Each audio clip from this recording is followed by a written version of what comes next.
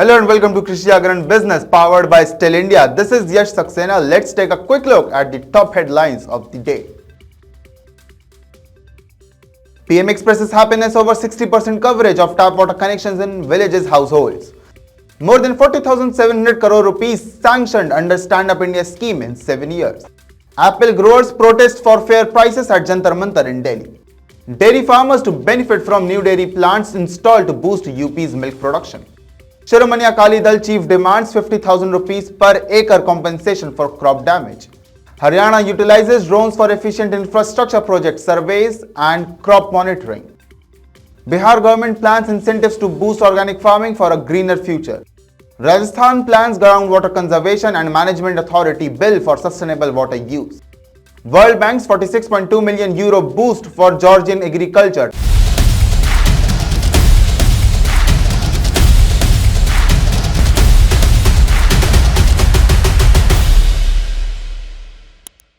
Now the news in detail.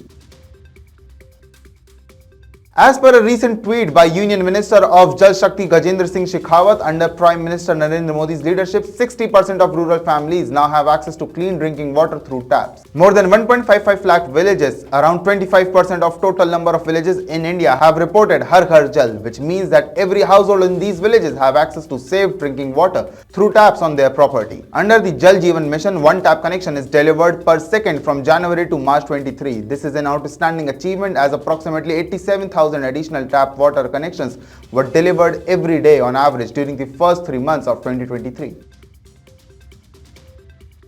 Over the last 7 years, the centre has sanctioned over 40,700 crore rupees to over 1,80,000 accounts through the Stand Up India scheme. The Stand Up India scheme is an important milestone in promoting entrepreneurship among SC, ST and women, said Finance Minister Nirmala Sitharaman on Wednesday, as the scheme celebrated its 7th anniversary. On April 5, 2016, the Stand Up India scheme was launched to promote entrepreneurship at grassroots levels with a focus on economic empowerment and job creation.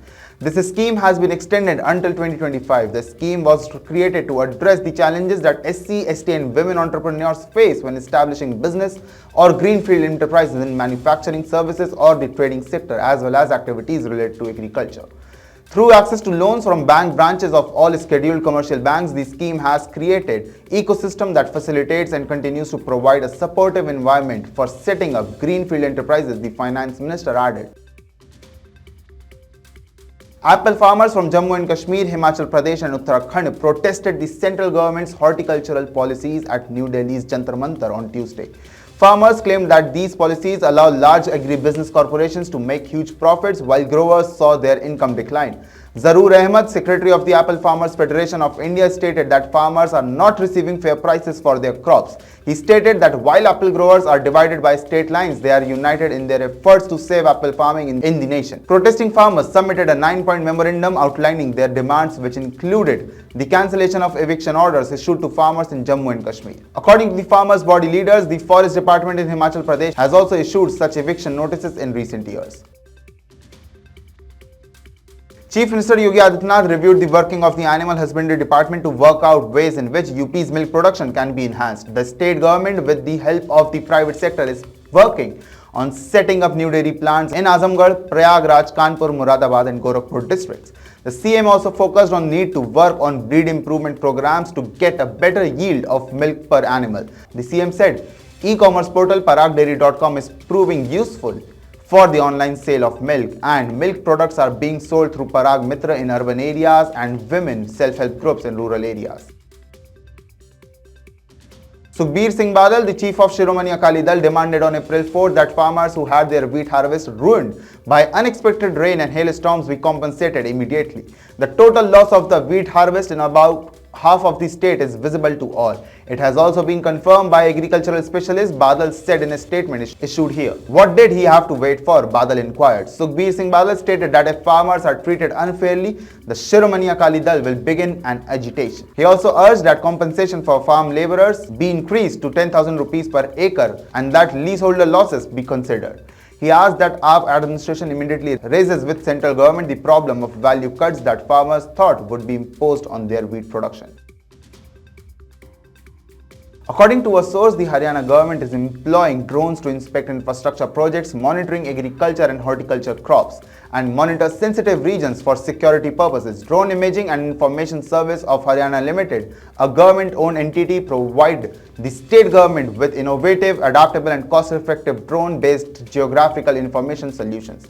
Haryana Chief Secretary Sanjeev Kaushal further stated that the centre has underlined the importance of using drones and capturing photographs to assess crop production and crop loss due to the inclement weather, so the farmers can be compensated properly.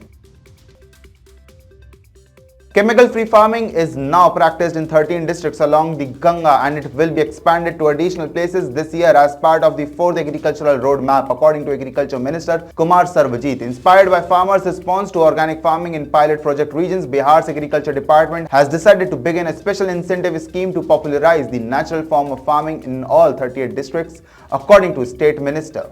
According to the officials, the department has proposed providing incentives for the establishment of vermicomposting units, biogas plants and biotech laboratories on a private-public partnership basis in all districts, as well as promoting innovation and startups in the organic farming sector and providing financial support to clusters of farmers engaged in the production of the green manure. The incentive plan envisions subsidizing up to 90% of the cost in certain places, an official stated. The Rajasthan government is drafting legislation to establish a groundwater conservation and management authority to ensure proper groundwater use and convenience of industrial facilities. The measure is significant because more than 72% of water blocks in the desert state have been classified as overexploited due to excessive water extraction and poor groundwater recharge. According to an official, the number of exploited blocks in the state has increased in recent years. Farmers are also concerned about the problem of diminishing groundwater levels. Farmers believe that the government should turn its priority to addressing irrigation water issues, developing irrigation systems and properly implementing projects like Eastern Rajasthan Canal Project. The International Bank for Reconstruction and Development will provide 46.2 million euro to Georgia to support the development of sustainable agriculture, irrigation and land markets, the Georgian Ministry of Finance stated recently. Georgia now consistently tops the nation in terms of poultry and egg production. It also ranks highly in terms of production of peanuts, pecans, tobacco, blueberries and peaches. In total, the state represents 2% of all agricultural sales in the United States. Finance Minister Lasha Khutsishvili and Sebastian Molinius, World Bank Regional Director for the South Caucasus, inked the deal earlier today. The IBRD is World Bank's lending arm. The country will receive 46.2 million euro as part of the first facility under Georgia's Green and Sustainable Development Policy, which will be channeled into the state's budget, according to the ministry. So, this was all about the news. For more updates on Agri News, stay tuned with Krishi Jagran Business. This is Yash Saxena signing off.